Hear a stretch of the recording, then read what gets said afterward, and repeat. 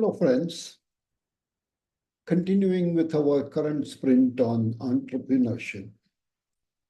Today, we are going to talk about playing to win. An entrepreneur taking all the risks, putting in all the effort, needs to win and enjoy the benefits of the career that he has embarked on. Being an entrepreneur and building a business is no mean task. It's a lot of hard work. But just hard work is not going to help you become a success. Building a successful business is really tough. Every founder I know puts in tough work, no holidays, all the time that he has goes there. His family is deprived of his company. But in spite of that, from what every survey tells us, anywhere starting from 50%, going up to 95%, different surveys have reported different things, of businesses fail in the first 5 years. That's true. The odds are really stacked against you. But beating those odds is possible. It's not something that you're going to just go down, down, and down. You can be one of those 5 to 50%. In fact, get there and make that 50 become truer with the right strategy and by developing some good habits as an entrepreneur. That will help you to succeed. And you need to build these habits because it is these habits that will help you play to win, which, as we said, is what it's all about. So some of the habits, the first one, be an energy creator, not an energy drainer. I'm sure you understand what I mean by an energy creator and an energy drainer. So let me tell you some of the traits or qualities of an energy creator. They are inspiring. They see challenges and solutions rather than problems. For them, everything is a challenge. There are no problems at all. And they're always willing to take up that challenge and find the right solution.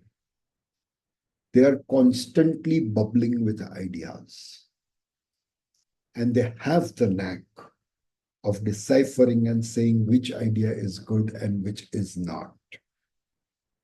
They never say die. In fact, their vocabulary consists of things like, I can, I will, and I want to. This is what an energy creator is all about. And compared to that, what is or who is an energy drainer? They are the ones who will always instantly have a logic or a reason or an explanation to why something will not work. There's not enough time, the whole idea is bullshit. Sorry, the whole idea is a BS.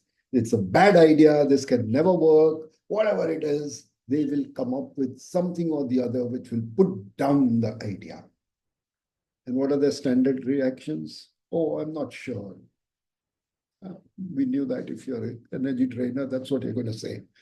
Or they'll just upright say, I can't do it. Or it's not practical. Why would I do something like this?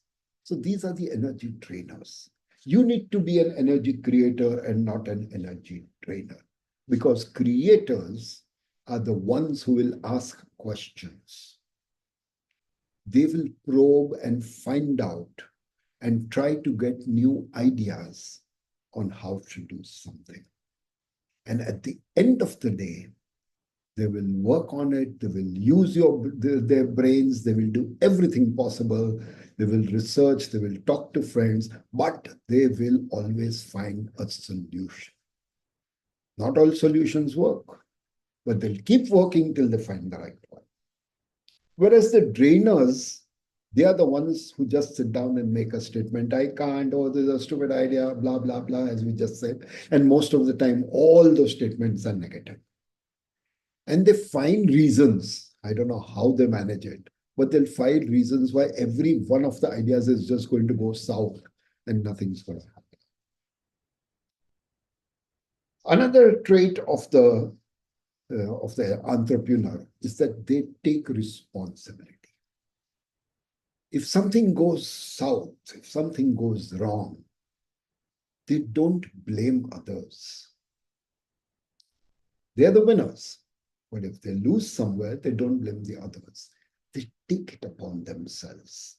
Okay? They don't blame and they don't start with a reaction saying, oh, but this guy didn't deliver, or that guy didn't deliver, or my software was not ready, or my website was. No, they don't. They take responsibility and say, okay, it is my task. I did not do it. I should have pushed that guy to get it done. And trust me, things will go wrong. There is no entrepreneur who is walking on a bed of roses. Okay? There are outside people whom you work with. There are outside influences that affect your own work, which will derail you sometimes. And when such derailment happens, when such setbacks come across, it is your attitude and how you work on finding a solution to it that is going to make you the real winner. Okay. Another thing that entrepreneurs do is they work on their business, not in their business. They do not glorify business. They are busy. They are genuinely busy, but they don't glorify business. They do it because it needs to be done. And they don't ever work long hours without inching towards their goals. Entrepreneurship, starting especially a new business, is no sprint. It's like a snail walk. You're going to inch towards your goal with every move that you make. And therefore, these entrepreneurs are very good at planning and scheduling their to-do list. We've talked about this when we were talking about time management. They will prioritize the list. They will use time management techniques that we had discussed in our time management episodes. Most entrepreneurs I know time box their days. Okay? Because they've got more than one thing to do. As I said, they're going to don many hats. They have some fixed time for attending emails and phone calls. They don't let themselves get distracted with every mail which pops up and says, you've got mail. You won't find that happening on an entrepreneur's laptop. So they micromanage their time. They don't micromanage their teams. That's a very important. Some of the techniques I use, since we are talking of busyness, and some of the techniques I generally answer all my emails within 24 hours. Okay. But I check and respond to my emails only 3 times a day or 4 times a day. One is after work. But during working hours, 3 times a day, I've time boxed myself. I put the slot for checking my emails and attending to phone calls. So frequently people tell me, oh, you didn't answer my email, or you didn't respond to my phone call, or you didn't respond to my message. I tell them, if you want something urgently and it is time bound, don't send me a message or an email, because it will get checked only when my next slot comes in. Call me up. It's not always that I will pick up your call, but depending on the situation I'm in, depending on the work I'm in, I may respond and pick up your call at once. Okay. So tell your team and others that if it is urgent, please call. And you know what? My phone is set so that unknown numbers don't ring. So no outsider can disturb me. None of those marketing guys who are just making calls to you all the time, many of which are just spams. They don't disturb me at all. And be selective when you're answering your phone.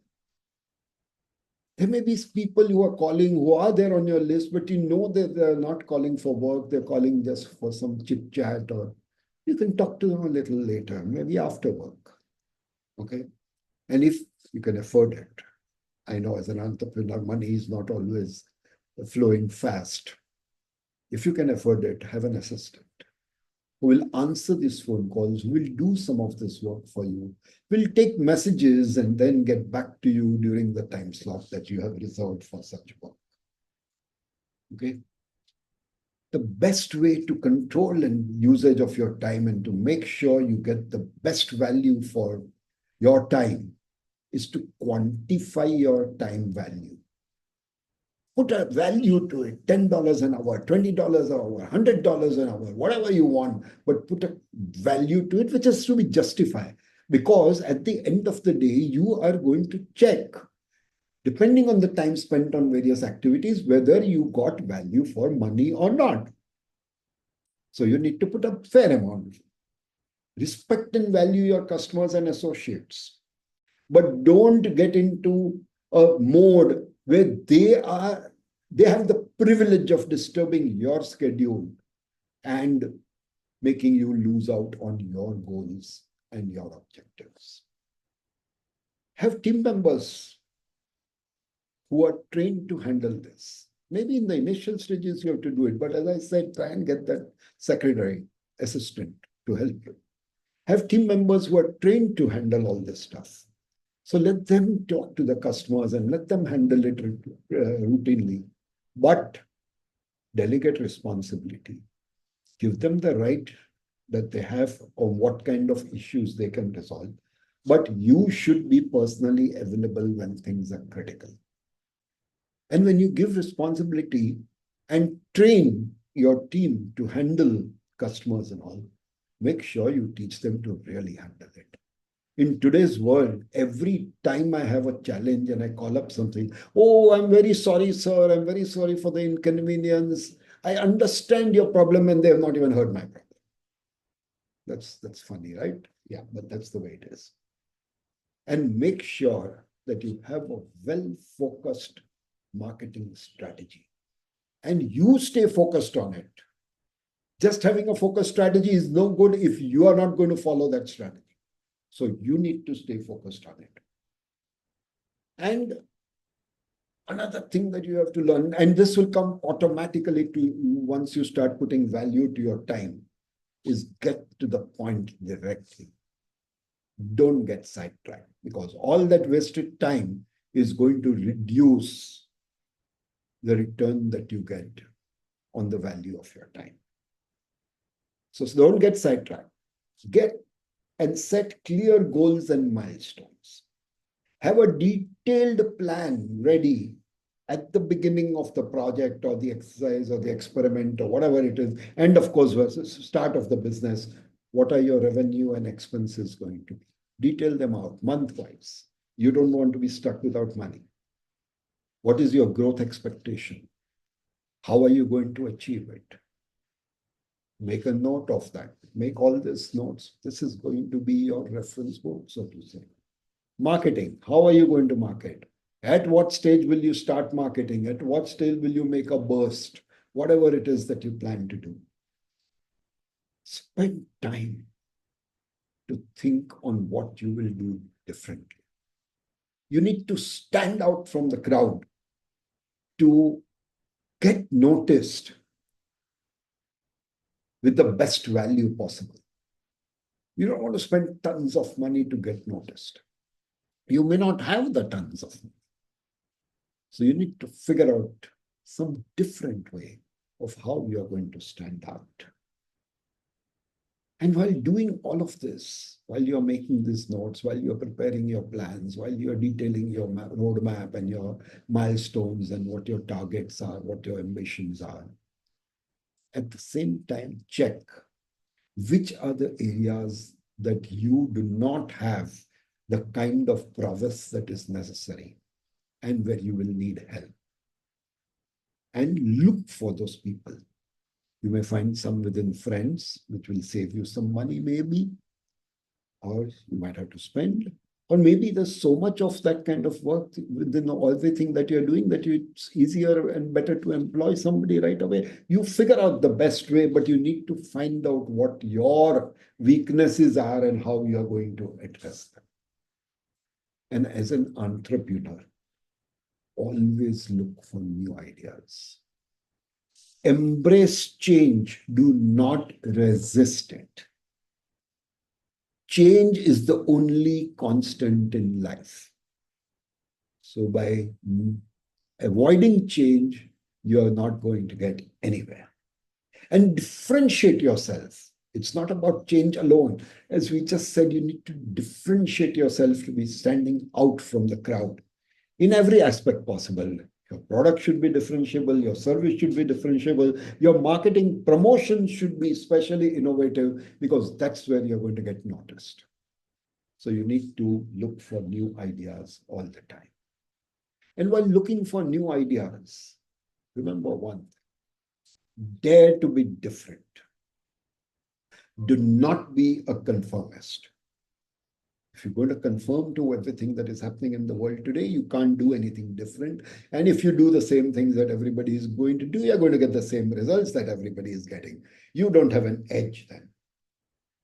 And the best way to do all this is to always look that and see that you are defined by that one phrase, which is, wow, I have never seen anyone do that before. That is what is going to make you the super entrepreneur that we are looking for. And finally, do not aim for perfection. I've said this in many of my episodes. Perfection is a damper and slows you down, and it kills your productivity. Aim for optimal. Start with that and keep improving. Make those micro improvements also every day. Just improve by 1% every day, and you're going to continuously keep climbing, achieving more and more. Remember, there is always room for improvement. You are never going to be perfecting whatever it is that you are offering because the world itself is changing. So remember, there is always room for improvement. Whatever it is that you're offering, product, service, whatever, it is never going to be perfect. And at the end of the day, you're playing to win, but the winners are the ones who will do it. Just do it, go out there and win. Have a great evening, have a great weekend. We shall catch up again next week. Thank you. Have a great time.